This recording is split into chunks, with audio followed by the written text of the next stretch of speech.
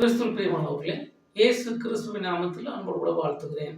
இந்த நாளிலும் எல்ஷடாய் சுவிசேஷ ஊழியத்திலிருந்து உங்களை வாழ்த்துகிறதிலே மிகுந்த சந்தோஷம். கர்த்தர் தாமே உங்களை ஆசீர்வதிப்பாராக. எனக்கு அருமையான தெய்வ பிள்ளைகளே, இந்த வீடியோவின் வாயிலாக உங்களை சந்திப்பதிலே மிகுந்த சந்தோஷம்.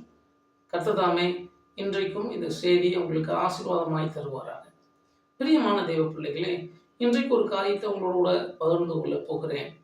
வேதம் சொல்லுகிறது, மத்தேயு எழுதிய சுவிசேஷம் 4வது அதிகாரம் அதன் 17வது வசனத்தை நம்மளோட பகிர்ந்து கொள்ள விரும்புகிறேன். வேதத்தில் எழுதப்பட்டிருக்கிறது, அது முதல் இயேசு மனம் திரும்புங்கள், பரலோக ராஜ்யம் சமீபித்திருக்கிறது என்று பிரசங்கிக்க தொடங்கினார். பிரியமான தெய்வ பிள்ளைகளே, வேதம் அழகாய் சொல்லுகிறது, இயேசு கிறிஸ்து ஞானஸ்நானம் எடுத்து பரிசுத்த ஆவியானவர் மேல் வந்து இறங்கின பிறகு அவர் செய்த பிரசங்கம் என்னவென்று சொன்னார், பரலோக ராஜ்யம் சமீபித்திருக்கிறது என்று சொல்லி. எனக்கு அருமையான தெய்வ பிள்ளைகளே, இன்றைக்கும் பரலோக ராஜ்யம் நமக்கு சமீபமாய் வருகிறதுக்கு ஒரு காரணம், இயேசு கிறிஸ்து நமக்கு சமீபமாய் இருக்கிறார். முற்காலத்தை பார்க்கும்போது, இயேசு கிறிஸ்துவின் காலத்துக்கு முன் பார்க்கும்போது, என் அன்பு தெய்வ பிள்ளைகளே, நாம் தூரமாய் இருந்தோம் என்று வேதம் சொல்லுகிறது. கிறிஸ்துவை விட்டு, கிறிஸ்துவின் அன்பை விட்டு நாம் தூரமாய் இருந்தோம். இப்பொழுதோ பரலோக ராஜ்யம் நமக்கு சமீபமாய் கொடுக்கப்பட்டிருக்கிறது. இயேசு கிறிஸ்து இதை நமக்கு சொல்லுகிறதை பார்க்கிறோம். என் அன்பு தெய்வ பிள்ளைகளே, வேதம் சொல்லுகிறது, அவர் நமக்காக கொடுக்கப்பட்டார். நமக்கு ஒரு குமாரன் கொடுக்கப்பட்டார். நமக்கு ஒரு பாலகன் பிறந்திருக்கிறார். என் அன்பு தெய்வ பிள்ளைகளே, சற்று யோசித்து பாருங்க. நம்முடைய வாழ்க்கையில இன்றைக்கு பரலோக ராஜ்யம் சமீபித்திருக்கிறதா? பாருங்கள், யாருக்கெல்லாம் பரலோக ராஜ்யம் சமீபமாய் இல்லை என்பதை முதலாவது நான் உங்களுக்கு சொல்ல விரும்புகிறேன். பிரியமான தெய்வ பிள்ளைகளே, பரலோக ராஜ்யம் முதலாவது யாருக்கு சமீபமாய் இல்லை? வேதம் சொல்லுகிற ஒரு காரியத்தை பார்க்க போகிறோம். வேதம் சொல்லுகிறது, பரலோக ராஜ்யம் ஒருவருக்கு சமீபமாய் இல்லை. யார் அவர்?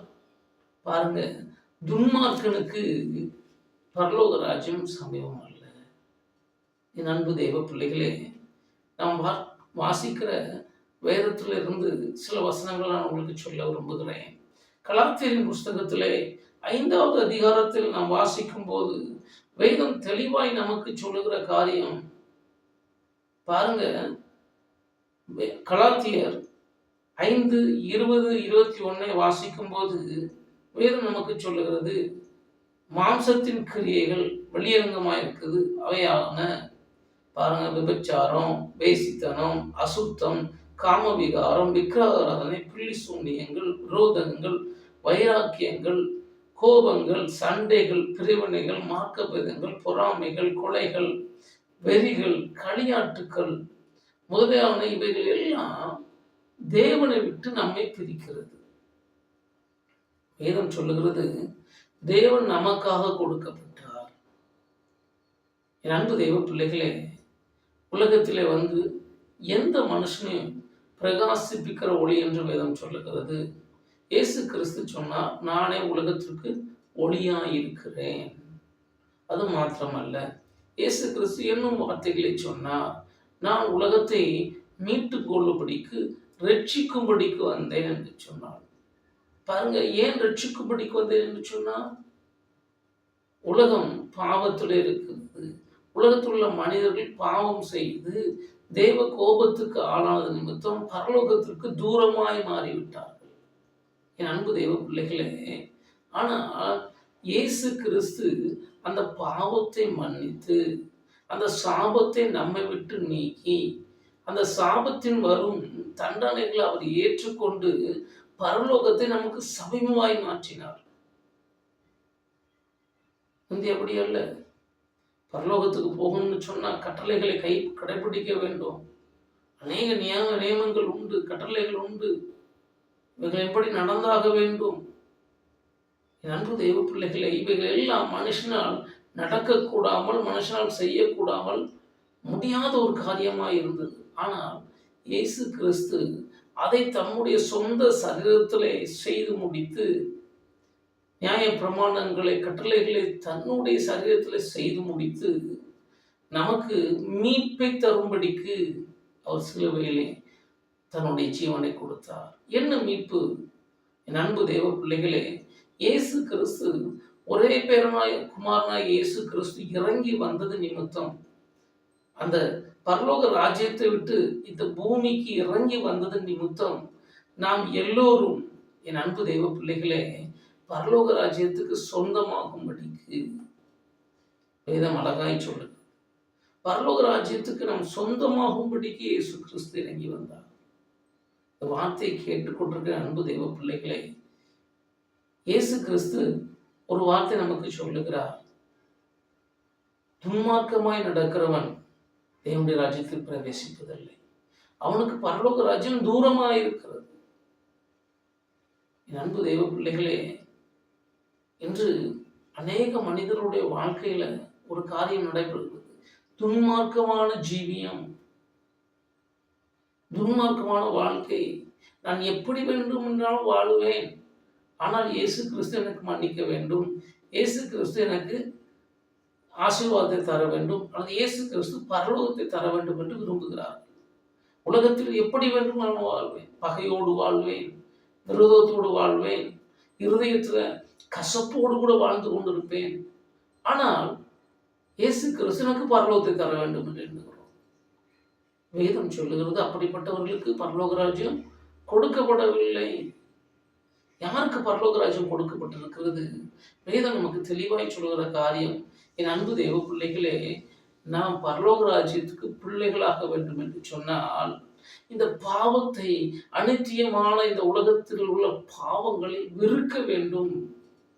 இந்த பாவத்தை வெறுக்க வேண்டும், இந்த பாவங்களை விட்டுவிட வேண்டும். இயேசு கிறிஸ்து சொல்லுகிறார். 2 எஜமானுக்கு நீ வேலை செய்ய முடியாது. உலகத்திற்கும் தேவனுக்கு வேலை செய்ய முடியாது. உலக இச்சைகள், உலக பொறாமைகள், உலகத்தில் உள்ளவைகள் எல்லாம் பிசாசினால் உண்டாயிருக்கிறது. பிசாசினால் உண்டாயிருக்கிறவையிலே என் அன்பு தெய்வ பிள்ளைகளே, தேவ ராஜ்யத்தை சுதந்திரித்துக் கொள்ள முடியாது. பாருங்கள், அநேகர் இன்றைக்கு குடும்பத்தில் பிரச்சனை, குடும்பத்தில் போராட்டம், மாமியார் மருமகளுக்கு விரோதமாய், மருமகள் மாமியாருக்கு விரோதமாய், ஒருவேளை தகப்பன் பிள்ளைக்கு விரோதமாய், பிள்ளை தகப்பனுக்கு விரோதமாய் போராடுகிற ஒரு வாழ்க்கை, போராடி கொண்டு தான் இருக்கிறார்கள். ஆனால் ஒருவேளை அவர்கள் ஆலயத்துக்கு போகிறார்கள், ஜெபிக்கிறார்கள், நான் சரியாக இருக்கிறேன், நான் அபிஷேகத்தில் இருக்கிறேன் என்று சொல்கிறாங்க. ஆனால் நடக்கையில் அதை காண்பிக்கிறது இல்லை, விசுவாசத்தில் அதை காண்பிக்கிறது இல்லை, தேவனுக்கு பிரியமாய் அதை செய்கிறது இல்லை. நான் பரலோகத்துக்கு சென்றுடுவேன் என்று சொல்லுகிறார். கூடுமா? அன்பு தெய்வ பிள்ளைகளே, வேதம் சொல்லுகிறது கூடாது, கூடாது. தேவன் என்ன சொல்லுகிறார்? அன்பு தெய்வ பிள்ளைகளே, பரிசுத்தம் உள்ளவன் மாத்திரம்தான் பரலோகத்தை தரிசிக்க முடியும், உங்களுக்கு பரலோகத்துக்கு போக முடியும், அந்த பரம ராஜ்யத்தில் காணப்பட வேண்டும் என்று சொன்னால் ஒரு தகுதி இருக்கிறது, ஒரு தகுதி இருக்கிறது. பாருங்க, ஒவ்வொரு வேலைக்கும் ஒரு தகுதி உண்டு. ஒருவேளை நம்ம வில்லேஜ் ஆஃபீஸர் விஓ என்று சொல்லுவாங்க, அவங்களுக்கு ஒரு தகுதி தேர்வு உண்டு. அதில் பாஸ் ஆனவங்க அதில் இந்த வேலையிலே சேரலாம். ஒருவேளை வட்டாட்சியர் சொல்லுவாங்க, நம்ம டிஸ்ட்ரிக்டில் உள்ள தாலுக்காவில் ஆளுகை செய்கிறவங்க, டிஸ்ட்ரிக்ட் ஆளுகை செய்கிறவங்க உண்டு. இப்படி ஒவ்வொன்றுவருக்கும் ஒவ்வொரு தேர்வு உண்டு. ஒவ்வொரு தேர்வை எழுதி தான் அவங்க ஒவ்வொரு காரியத்தில் என்ன செய்கிறாங்க, பதவியில் அமர்த்தப்படுகிறாங்க. பிரியமான தெய்வ பிள்ளைகளே, நமக்கும் ஒரு தேர்வு இருக்கிறது. அந்த பரலோக ராஜ்யத்துக்கு போனால் துன்மார்க்கத்தை விட்டு விலக வேண்டும். துன்மார்க்கத்தை விட்டு விலகும் போது நாம் தேவனுடைய ராஜ்யத்தில், அந்த பரலோக ராஜ்யத்துக்கு சொந்தக்காரனாய், அந்த பரலோக ராஜ்யத்தின் பிள்ளையாய் நாம் மாற்றப்படுகிறோம். சற்று யோசித்து பாருங்கள்.